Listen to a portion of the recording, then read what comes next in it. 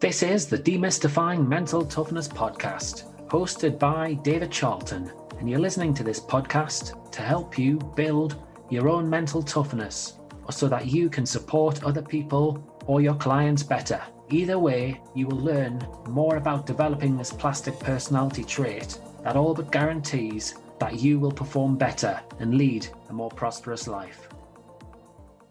Welcome back to the Demystifying Mental Toughness podcast with your host, David Charlton. And I'm recording the introductory part to this from a warm and sunny Newcastle upon Tyne, which makes a nice change.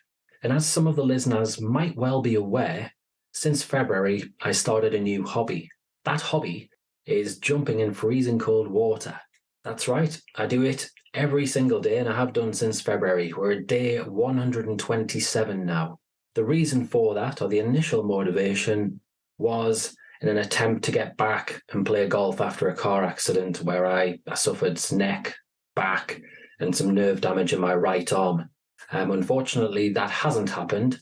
So today, I've literally just jumped out of the cold water, and I'm now recording this simply because I needed to cool down. And on the subject of cooling down, often I see this is an issue for some of my clients and the people that I do support. They're often on the receiving end of criticism, be that from spectators, close loved ones, or coaches. And for some people, it can really, really affect them. So if that's you, if you do struggle to take in criticism, what I'd say is, please do listen to this short episode, this short bite-sized episode, where Paul McGee is a hugely qualified guest in the area, goes on to share a few little stories about this topic and some words of wisdom too. I hope you really enjoy it. I like that. And that again all starts with what you mentioned there about interpretation and the little voice on your shoulder. Absolutely. I got years ago, I was asked to be an MC stroke compere at a charity event. And the speakers that night included David Cameron and Theresa May. And I had to introduce them. And we're talking a few years ago. Labour was still in power. So it was, one would have been pre-2015. But I am, speaking, I'm with the leader of the Conservative Party, David Cameron. And I didn't realise at the time, but two future prime ministers. And at one stage, before the event started and I'm chatting to them, I'm like feeling, whoa, a little bit out of my depth here.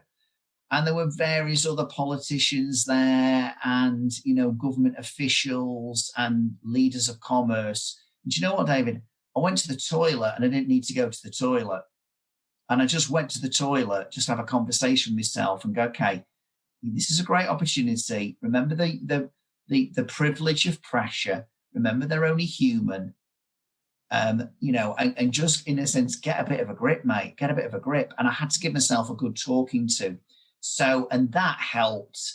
I introduced them. I started having a bit of a banter with them. I remember Ian Duncan Smith was there as well. He gets chatting to me. And then I thought, you know what, we're all human and we've all got our vulnerabilities. So let's just recognise that rather than keep putting people on a pedestal and elevating them too much in our own mind to the point where we feel intimidated by their presence. On that theme then, if thinking about the whole use of social media and the media right now, and as we know, a lot of the people that might be listening might well be athletes. Consider you're in that position there where you're introducing David Cameron and Theresa May and you mess it all up. You have a terrible performance in some people's eyes and you get a whole lot of trolls on social media. How are you going to deal with that? Okay. I mean, and those, it wasn't messed up, but life, sometimes we will mess up and I get that. If you're in sport, you might have a bad day. A certain footballer once said to me, and it's worth, again, it comes down to mindset, he said to me, as I was talking about the inner critic with him, imagine him with this big red boxing glove, you beat yourself up. And he said, you know what, if I have a bad game, I will beat myself up for a couple of hours. But then I say to myself, just because you had a bad game doesn't make you a bad player. And I think sometimes we need to acknowledge that we might have had a bad game, or we might have had a bad day or a bad performance, but that doesn't mean you are therefore bad. It's like, as a parent, I might sometimes in the past have said something to my kids and then regretted it. Doesn't mean I'm a bad parent, just means maybe I had a bad day or a bad 5 minutes. So first of all, get a little bit of perspective. And I would say, try and have a conversation with your inner coach rather than your inner critic. Secondly, I think we sometimes we just need to acknowledge that we can get a bit super defensive when we're being criticized. What we've got to say to ourselves is, okay, whose voice are we listening to? Because if you've got a coach, I'm thinking particularly in a sporting context, and they challenge you, then maybe their voice is worth listening to. So I'm not going to say to you, don't take it personal, just ignore it. No. If your coach is saying, come on, there were certain things that didn't go so well today, be prepared to listen. But if it's Dave, the car mechanic from Dudley, tweeting about you and about your performance, well, hang on a minute. You want to get better, would you be approaching this random stranger on social media, Dave from Dudley, about how to improve? Would you be seeking advice from this person? If the answer is no, then ask yourself this: why would I take criticism and believe criticism from somebody I'd never take advice from? Why would I take criticism from someone I wouldn't take advice from? So think about that for a start and think, well, I won't go to advice from them, so why am I taking criticism from them? But if I'm being challenged by my coach, by a confidant who knows me well and who has my best interests at heart, then maybe I do need to listen to that. But sometimes you just got to go easy on the boxing glove and go, you know what? Okay, it was just a bad day. Of course, it's also worth thinking, all right, on a scale of 1 to 10, where 10's death, where is it? Steve Peters, who wrote the book, The Chimp Paradox, talked about what Chris Hoy talks about his relationship with Steve Peters, who was used by the British Olympic Association, the cycling team. And one of the things that Chris Hoy said about his conversation with Steve Peters is Steve Peters said, let's just get this all in perspective, Chris. You're riding a bike around in circles. That's it. You're not performing life-changing, life-saving operation on somebody's brain. You're on a bike going round and round. So let's get that into perspective to begin with.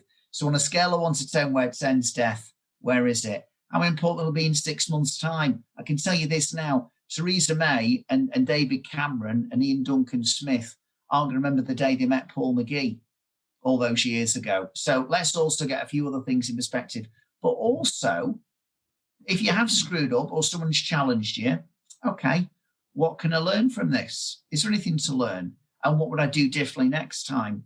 So I think what happens sometimes is, so it's very easy for me to say, well, ignore the trolls. Well, ignore anybody whose advice you wouldn't go to.